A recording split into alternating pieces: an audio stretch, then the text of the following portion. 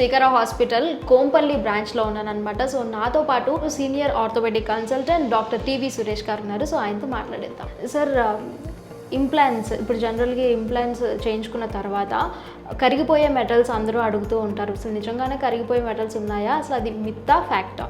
యూజువల్గా అమ్మ ఈ ఇంప్లాంట్స్ లైక్ ప్లేట్స్ కానీ స్క్రూస్ కానీ మనము ఫ్రాక్చర్ అయిన పేషెంట్స్కి వేస్తూ ఉంటాం అనమాట. సో వేసిన ప్లేట్స్ కరిగిపోవడం అనేది అయితే ఇంకా ఇన్వెన్షన్ అయితే లేదు మనకి. సో అది ప్యూర్లీ ఇట్స్ ఏ మిత్ అనమాట. చాలామంది పేషెంట్స్ మన దగ్గరికి వచ్చి అడుగుతుంటారు, సార్ కరిగిపోయే ప్లేట్లు ఉన్నాయి కదా, సో కరిగిపోయే ప్లేట్లు వేయండి మాకు అని అంటారు అనమాట. So that's very much myth అది. సో కరిగిపోయే ప్లేట్స్ కానీ ఈవెన్ కొన్ని స్క్రూస్ కానీ లేవు మనకి.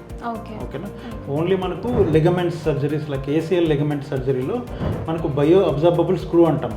అదొక్కటి మాత్రం మనకు ప్రస్తుతానికి కరిగిపోయే స్క్రూ అనేసి అని చెప్తాము.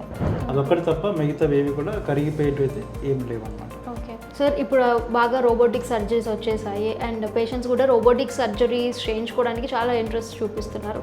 సో మీరు చెప్పండి, నార్మల్గా చేసే సర్జరీ బెస్టా లేకపోతే రోబోటిక్ సర్జరీ బెస్టా అని? సో పనితనం వైజ్ అయితే మోర్ అక్యురసీ అనేది మాత్రం మనకు రోబోటిక్స్తోనే చూస్తాం అనమాట. యాజ్ ఇఫ్ నార్మల్ది బెటర్ కాదా అంటే అట్లేం లేదండి, నార్మల్ కూడా మంచి రిజల్ట్సే ఇస్తుంది మనకి. సో ఓవరాల్గా కాకపోతే రోబోటిక్తో ఉన్న మెయిన్ అడ్వాంటేజెస్ ఏంటి అంటే కనుక, సో దాంట్లో మనకు తక్కువ కోత ఉంటుంది. సో పేషెంట్కి ఏదైతే ఇన్సిషన్ పార్ట్ ఉంటుందో తక్కువగా ఉంటుంది. నొప్పి కూడా ఆఫ్టర్ రోబోటిక్ సర్జరీతో చేస్తే కనుక తక్కువ నొప్పి ఉంటుంది అనమాట. సో ఫాస్ట్ రికవరీ ఉంటుంది అండ్ వాళ్ళ పనులు కూడా వాళ్ళు తొందరగా చేసుకునేసి ముందరికి వెళ్ళే ప్రయత్నం వాళ్ళు చేసుకోవచ్చు.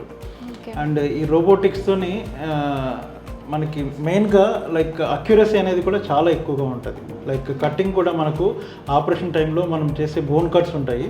సో అవి కూడా అక్యురసీ ఏదైతే ఉందో అది మనకు ఎగ్జాక్ట్లీ ఎంతవరకు కట్ చేయాలనో అది డిసైడ్ చేసి చెప్తుంది. అంతకంటే ఎక్కువ కట్ చేసేద్దామని మనం వెళ్ళినా కానీ అది అక్కడ స్టాప్ అయిపోతుంది అనమాట. మిషన్ ఏదైతే ఉందో అది స్టాప్ అయిపోతుంది. స్టాప్ అయిపోయి ముందరికి వెళ్ళలేదు. సో దానివల్ల మనకు అక్యురసీ అనేది ఏదైతే ఉందో అది ఎక్కువగా ఉంటుంది.